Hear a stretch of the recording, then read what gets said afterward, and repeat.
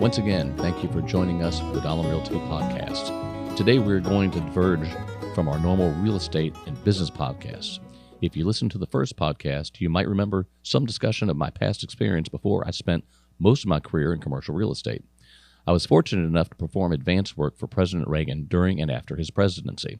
Today we are joined by Gene Becker and Tom Collimore, who have co-authored a book called Don't Tell the President: The Best, Worst, and Mostly Untold Stories from Presidential Advance. Gene was the chief of staff for 25 years for President George Herbert Walker Bush following his presidency. She is the editor of Pearls of Wisdom by Barbara Bush. She's the author of a New York Times bestseller, The Man I Knew, The Amazing Story of George H.W. Bush Post-Presidency, and Character Matters and Other Life Lessons from George H.W. Bush. During President Bush's presidency, Gene was the deputy press secretary for First Lady Barbara Bush. Prior to that, she was a newspaper reporter for 10 years, spending 4 years with USA Today. Tom Collimore was in various senior level positions for 12 years with the Reagan-Bush administrations. You could say he got his start as President Bush's driver while he was campaigning, but I'm not going to tell the story. I'm going to let Tom tell you that story. After Tom's time in politics, he enjoyed a career leading a trade association as well as being co-founder of Collimore Consulting Group, providing strategic counseling to CEOs, trade associations, and nonprofits.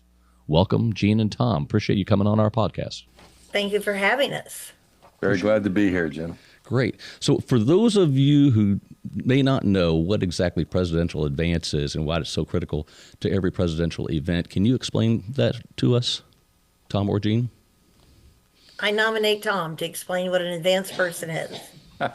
Well, an advanced person works like heck underneath and behind the scenes to make everything look seamless for the president or vice president that he or she is working for. And, you know, every time the president appears, whether it's inside the gates of the White House, in front of the public and the news media, or out on the road or somewhere around the world, there is a team of people dedicated to making it all work. And, you know, the less you hear about them, the less you see them, the better they're doing their job.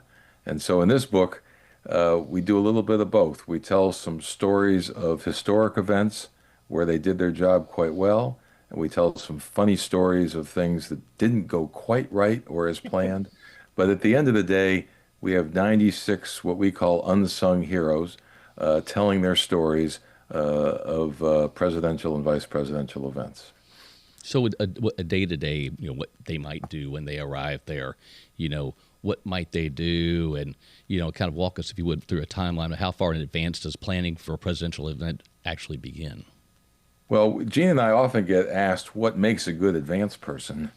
And the key thing is being able to build a team and work collaboratively with all the various elements of folks who put together a successful trip. And that includes the Secret Service, local law enforcement, the hosts of the event that are happening, local VIPs and officials and politicians, the White House staff, and of course the press, making sure that the press is well taken care of and that thought is given very carefully to where they'll be and when, and what is the picture and the message that's trying to be conveyed. So it's a complex soup, if you will.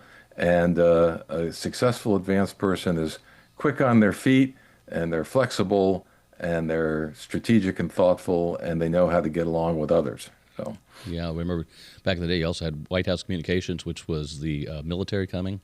And they still absolutely do. And if you had Air Force One involved, you had Air Force One Advance going. So it's a huge operation and huge undertaking to move a president really anywhere. And it can be also, and sometimes in some cases, an inconvenience to the city because they're going to stop traffic wherever they're going. So well, you worked, Jim, and so did Gene and I, for presidents who paid careful attention to that. And you didn't want to be the advanced person or the Secret Service person who shut down the highways too soon, because those are voters out there sitting on the ramp waiting to get where they want to go. So there's a lot of coordination needed and involved, and it's quite an orchestrated dance. Yeah, I heard stories about President Reagan. He never wanted to inconvenience anybody, and when he would be ready to go outside, and if it was inclement weather, hot, cold, rainy, something like that, he'd say, "Well, those people are uncomfortable. Let's go ahead and go now." And we're 5 or 10 minutes before the press isn't in place or whatever, and it becomes a scramble, right? You could tell President Bush that law enforcement had already shut down the roads, and that was the quickest way to get him out of a ballroom and into a limousine because the last thing he wanted to do was have people waiting on him. So, what motivated you to tell these stories, and how did you convince former advanced people from both sides of the political spectrum to give you these stories? I'll take that question. So I've been thinking about writing this book for a number of years, and I wrote a book about President Bush called The Man I Knew. I actually wrote it during the pandemic, and the book did really well. And my editor invited me to New York to talk about another book project. And I pitched this idea about doing a book about advanced people. I, of course, had to explain to him what the heck advanced meant. And I told him the truth. I said, "Look, Sean, I have spent so much time in bars with advanced people. They have a lot of great stories, and I think it would be fun to give them a chance to tell them." He talked me into writing another book first called Character Matters, which was also about President Bush 41, sort of about life lessons we could learn from him. But when I got done with that book, he said, "Okay, I'm ready for the dance book. Let's go." And one of the smartest things I did was to ask Mr. Tom Collimore to be my co-author. Between the two of us, we know a lot of people. I knew some people, he knows some people. Between the two of us, we know a lot of people. And we just were excited to give advanced men and women who work behind the scenes, they're sort of unsung heroes, and we were thrilled to give them a platform in which they could tell their stories. That's great. And it is a really fun book. And if I may say so myself, you all kindly put 2 stories of mine in there. Thank you for that. I was very honored. And it was fun writing them. So talk about stories. What are some of your favorite stories in the book for both of you? Would you all recount a few of them? You don't want to tell the whole thing because you want people to read the book. Tom and I have sort of a tag team set of stories we love to tell. One that shows, well, they both show how much difference advance can make on an event. One is a great example of where sort of a disastrous event, and I'll tell that story first and then turn it over to Tom, who can talk about how advance made help set up one of the most important speeches of President Reagan's career. My story is about Senator Bob Dole, who was running for president in 1988, and he was headed to Florida. It was the New Hampshire primaries over, I was over, he's headed to Florida. And a good friend of his called him on the plane and said, "Boy, do I have an event for you, Senator Dole. Universal Studios is building a theme park near Orlando. And it would just be the perfect place for you to talk about the economy and jobs and everything you're going to do for the economy and to use this new theme park as a backdrop." And Vice Senator Dole said, "Sure, okay, I'll come." And his friend wanted to come that afternoon. Well, his head of advance, a guy named Mike Lake, who wrote the essay for the book, he was traveling with Senator Dole. And he said to the senator, "Sir, let's not go today. Let me get an advance team out there. Let's check out the site. Let's see what this is all about. And maybe you can go tomorrow or maybe even the next day." And Senator Dole was like, "No, no, no. My friend wants me to come today. I trust him completely. And I know that we're going to put up a photo, I think, during the broadcast of this that shows what a big mistake it was not to wait for the advance team." And Senator Dole gets to the site and he is greeted, Jim, by the following people: Daffy Duck, Frankenstein, Charlie Chaplin, and Mae West. Mae West is not in the photo, but the other 3 characters are. There was nothing else there, just a bunch of bulldozers. There was no people to talk to. Of course, the media is going nuts, and Senator Dole had a great sense of humor, and as he shook the hands of the 3 Universal cartoon characters, he said to the media, I thought it might be interesting if you could meet some of my potential cabinet members if I'm elected. Unfortunately for him, unrelated to this event, later that day, he fired some of his top campaign people. And the photo that a lot of newspapers ran with that story was the photo of Senator Dole with Daffy Duck, Charlie Chaplin, and Frankenstein. That's just a case where if the advance team had gone in, that event would have never happened. So now over to Tom for a more uplifting story about advance. Well, Jim, you tell a great story in the book about taking former President Reagan to Berlin, being the advance man for that important visit. But in the book also is an essay by Jim Hooley and Andrew Littlefair, who were the advance team for President Reagan's famous 1987 speech where he called on Mr. Gorbachev to tear down this wall. So, look, advance is about getting the details right, setting the stage for a president to have maximum impact in delivering his message. And this is the sort of key case study in that in our book. Um, you know, when the pre-advance team, this is a group that goes out even farther ahead of an advance team, went to Berlin to prepare for this trip. They encountered the U.S. Embassy and a host government who both wanted President Reagan to give his speech inside. It was going to be simpler for logistics. It was going to be better security, easier to control the crowd, all the normal reasons you might hear for that. But Jim Hooley, who was the head of President Reagan's advance office and on the pre-advance, looked out the window of the Reichstag, which was one of the places they were considering having the speech, and he saw the Brandenburg Gate. And he thought to himself, well, wait a minute. I have a sense of what the president wants to do on this trip in terms of a message. We should be out there. We should be in front of the wall. This is 1987. The Cold War is still going, but there are, signs that there might be change in the air.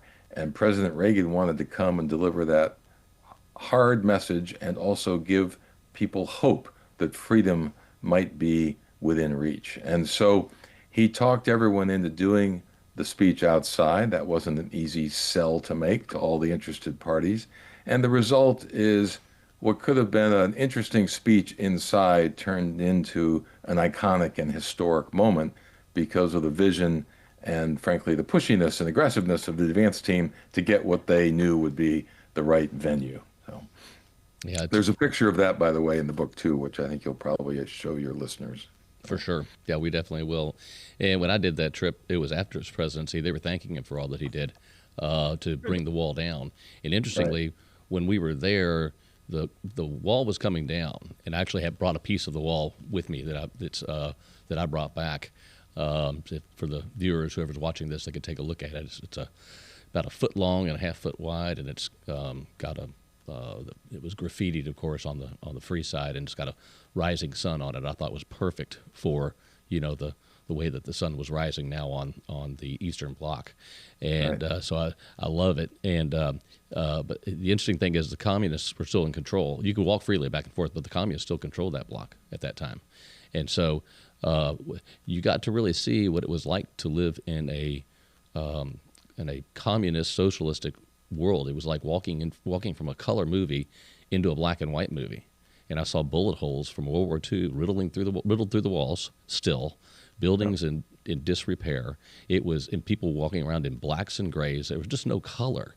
And then you walk back over to the other side and boop, you were in a color movie. It was just that stark of a contrast. Well, back in 1987, when the president's historic speech was given, people were still getting killed every week trying to cross that terrain near the Brandenburg Gate. So, right. Yeah, it was tough stuff. It was. I don't know why people were romanticizing communism and socialism today. It's not really romantic. So, anyway, so Tom, I want you to, if you could, would you mind telling your driver story?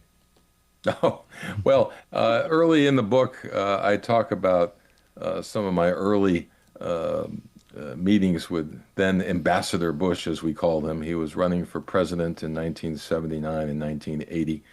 And I was in Connecticut on the team in Connecticut, and I sort of fell into the role of helping plan his trips and then being his driver when he came to the state.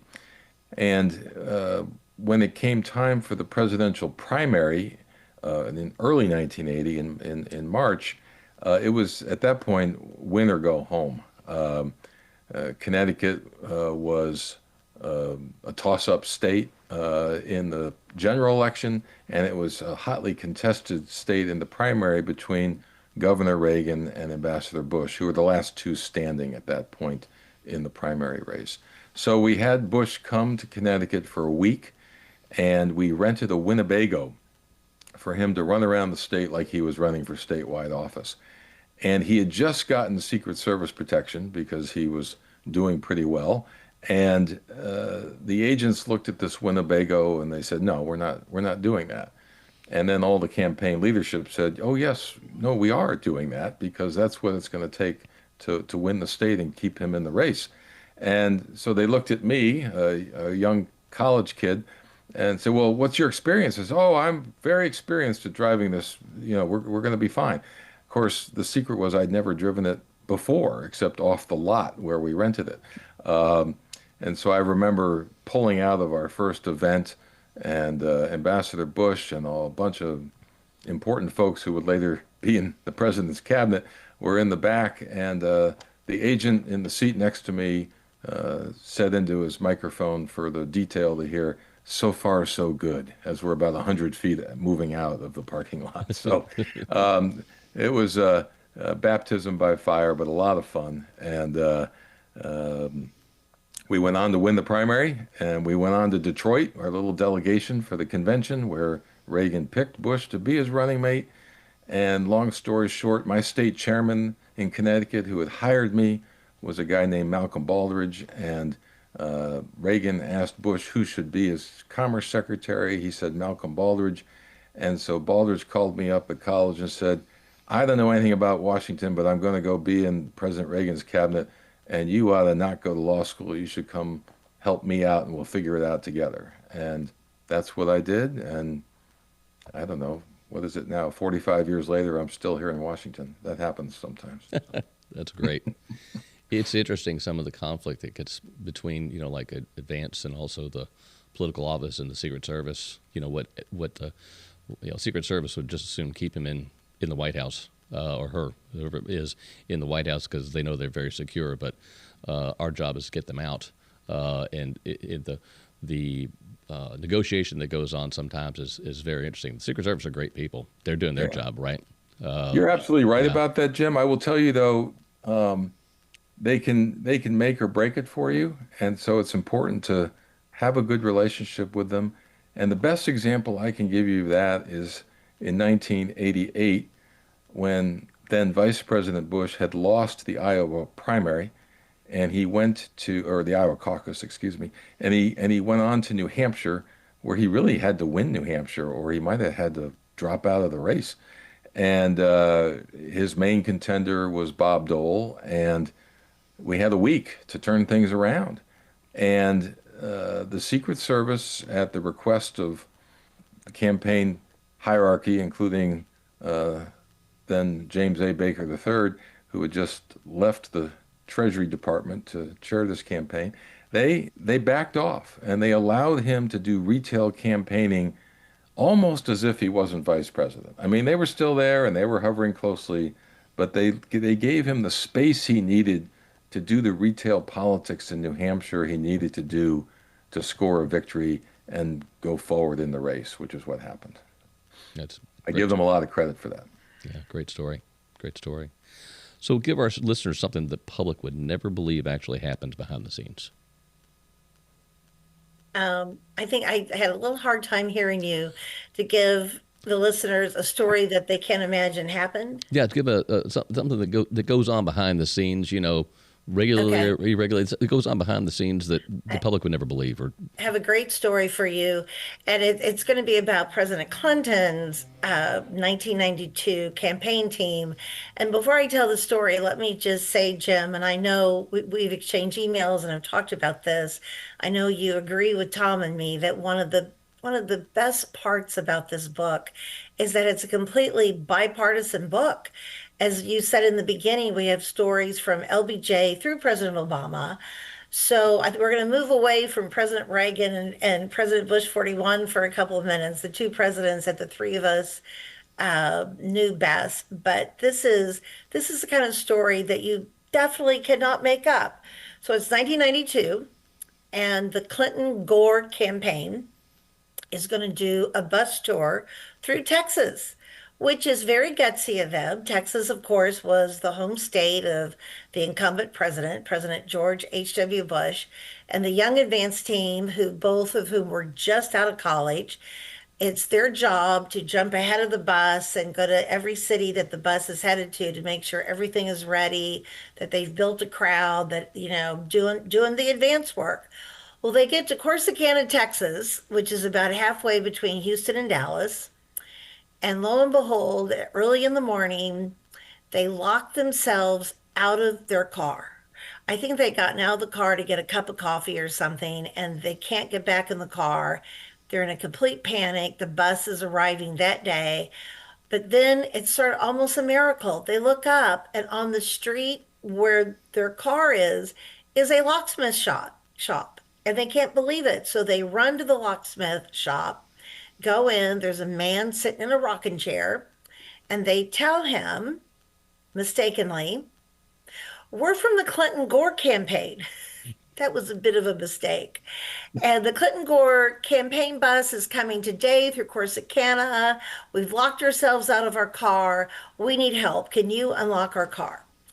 And the good old Texan boy in his rocking chair in Corsicana, Texas, looks at them and says, I'm sorry, I don't do outside jobs. Which, of course, as your listeners know, that makes no sense for a locksmith to say something like that.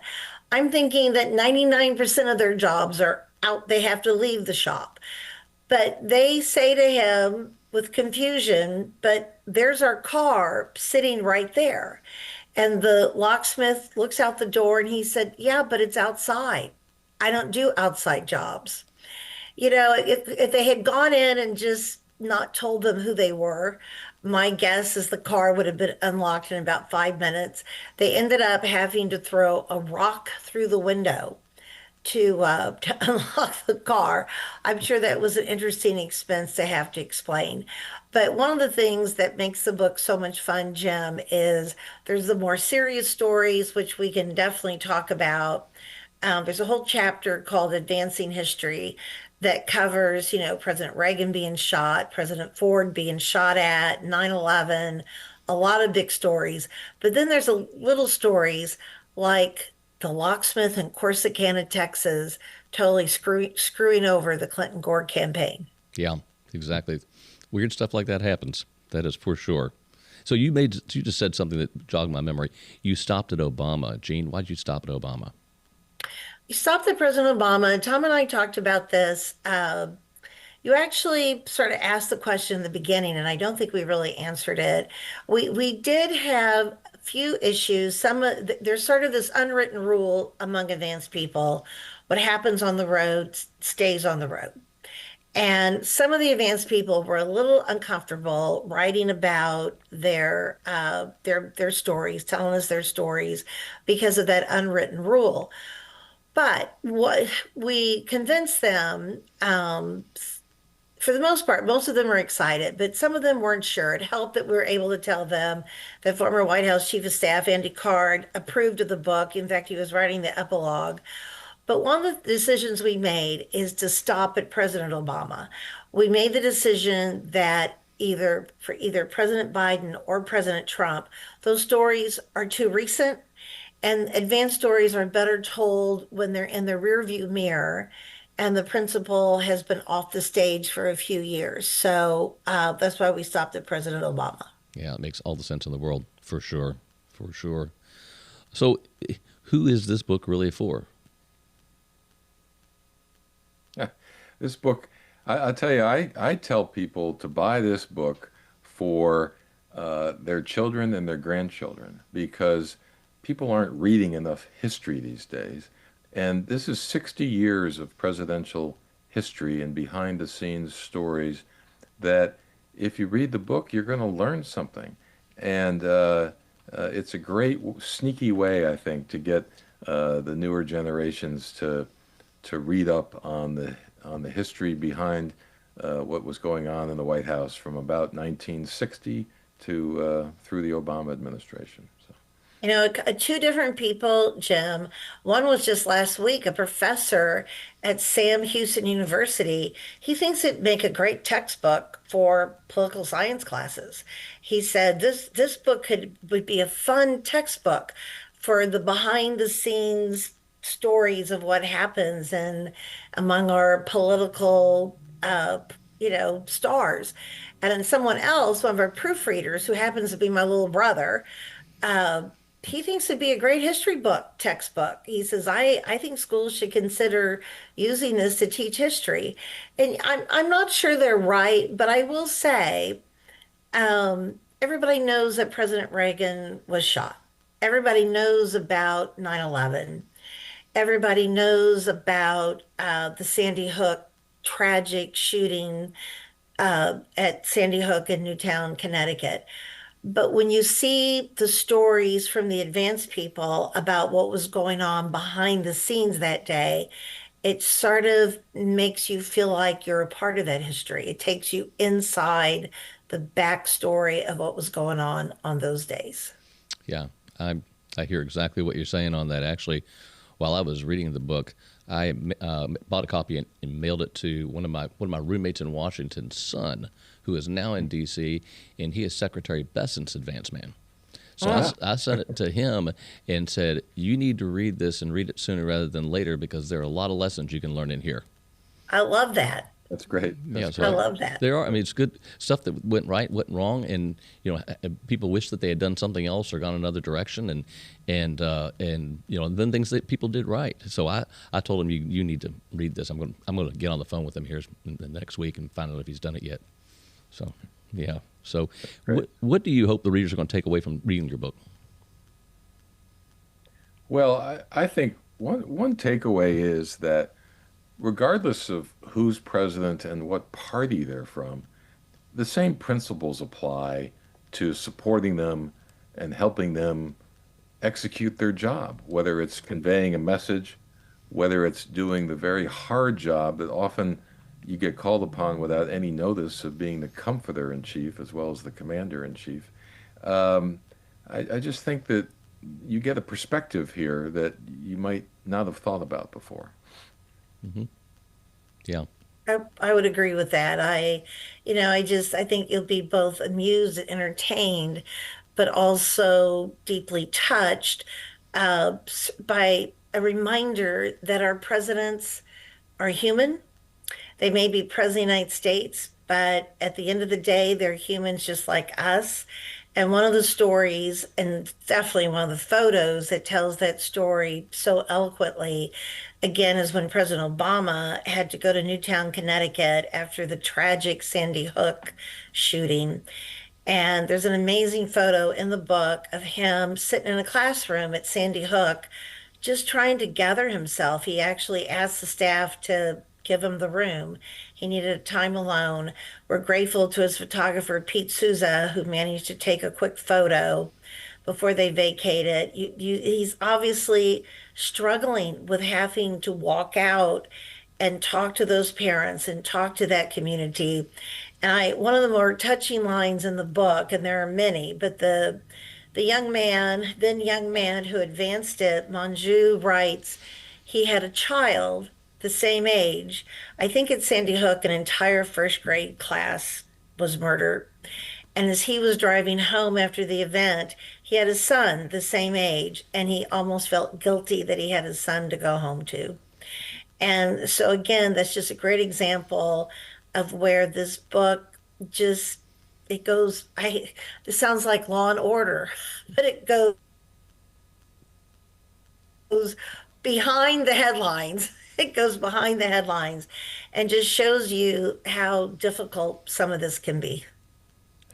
There's a couple of sort of, as Gene mentioned earlier, the presidents are people like us. Well, not just like us, but they are people. Um, and there's a poignant one and a funny one of sort of the family aspect of this. The poignant one is another picture that's in the book of Susan Ford hugging President Ford when he gets home to the White House after obviously a very long day traveling from San Francisco after Sarah Jane Moore took a couple of shots at him. Second time within the month that he had been the victim of an assassination attempt. And David Hume Kennerly, the Pulitzer Prize winning photographer who was President Ford's photographer, um, gave us that picture for the book. And it just, I don't know, it speaks volumes about the emotion of the family behind the scenes and how this can be a pretty stressful job for everybody.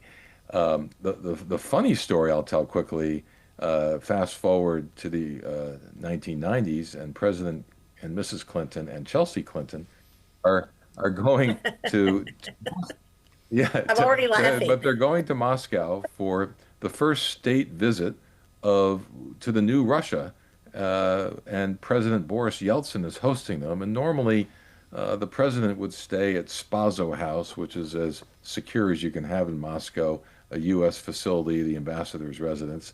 But this time, the president stayed at the Kremlin.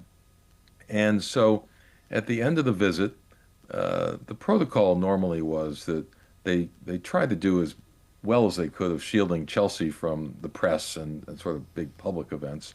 So there was a farewell ceremony at the Kremlin, and the plan was for the motorcade to come through a courtyard in the Kremlin after the ceremony and pick up Chelsea and her Secret Service agent and her advance person, and also the president's valet, who had all of their luggage, and they were going to load it in the motorcade and head off to the airport from the Kremlin.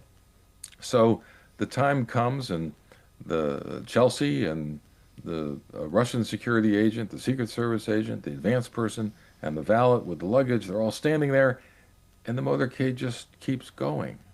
And they think, well, maybe they want us to get in the van because we have all the luggage. No, everything kept going, and soon they're looking at the taillights of the motorcade and looking at each other like, what just happened? And so, thinking quickly on her feet, Chelsea's advanced person spotted a laundry van across the courtyard.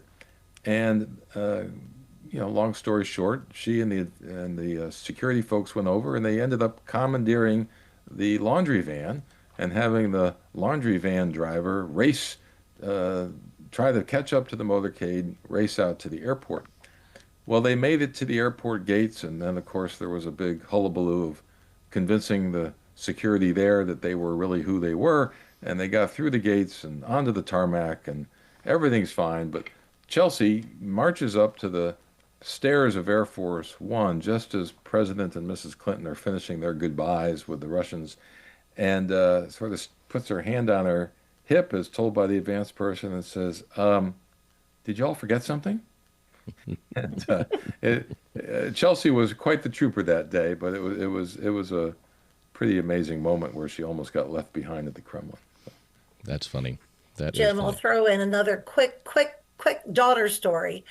Again, you can't make this up. This was written by Therese Birch, who did a ton of advance for both 41 and 43. She's advancing President George W. Bush in Africa. Very big trip. I'm pretty sure it was to promote his wonderful PEPFAR program. But they decided to go on a safari. And I think only one of the twins was with them. I think only Barbara was with them. And who knew that it was elephant mating season? I won't go into detail because I don't want, this is not an R-rated podcast, but apparently it was a sight to behold. And apparently the entire safari was taken up by mating elephants. And I think Therese ended her essay with, once again, you learn something new from almost every advance, Jim. I'm sure you would agree with that. Hmm. And Therese sort of made a note to herself, if it's a safari, make note of when the elephants will or will not be mating. But the president kept trying to cover Barbara's eyes. He did not want his daughter. That's the funny part of the story. He kept covering up her eyes so she couldn't watch. Oh boy.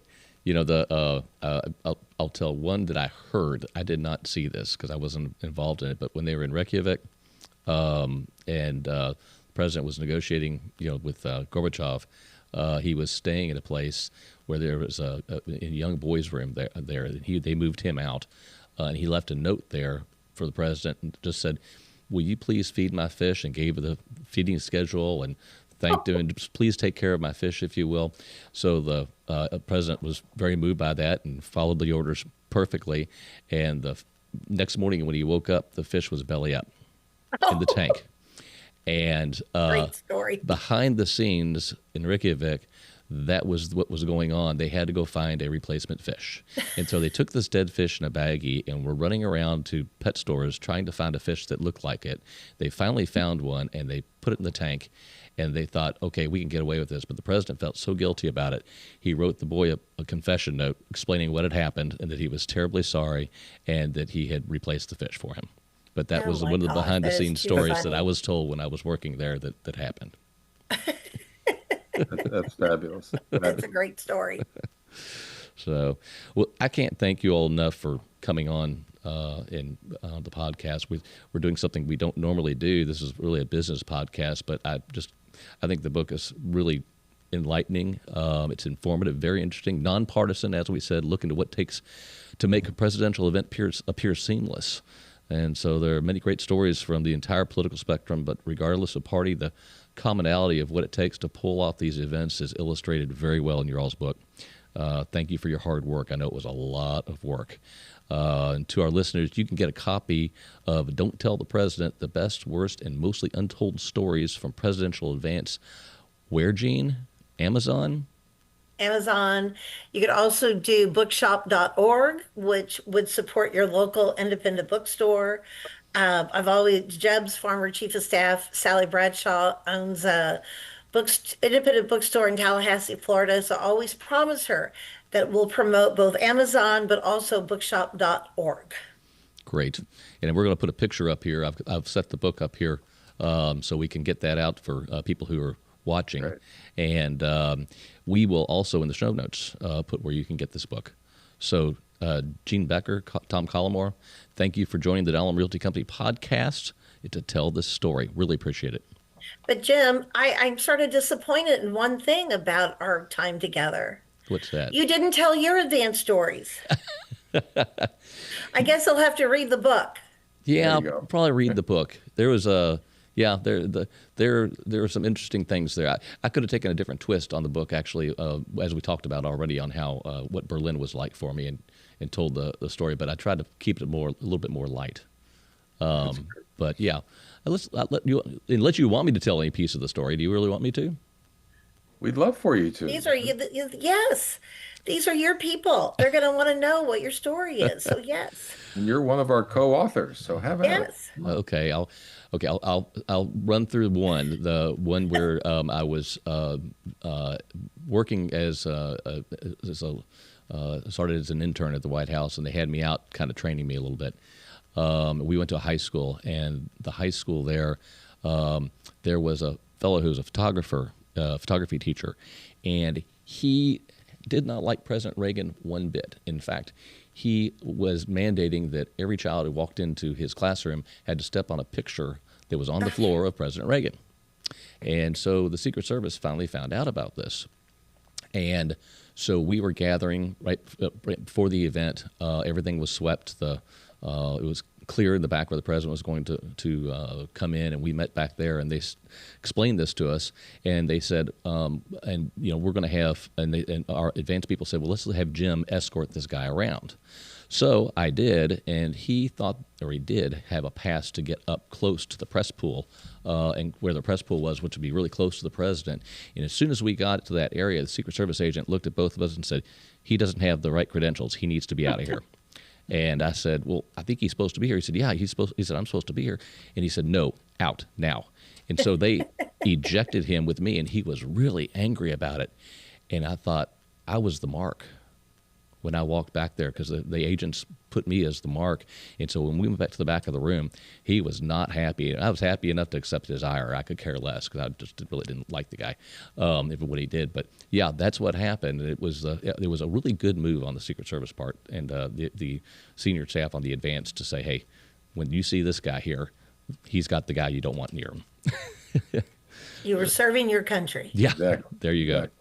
And the other one was my trip to Berlin, which was after his presidency, which was a 2-week event. You know, we had to do the pre-advance and the advance all at the same time because you don't have an entire staff to do this. So you have to do it all in one shot.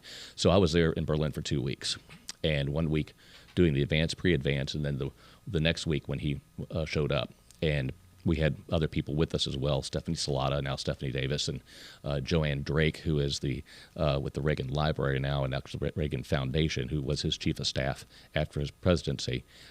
She came out about halfway through the first week to join us.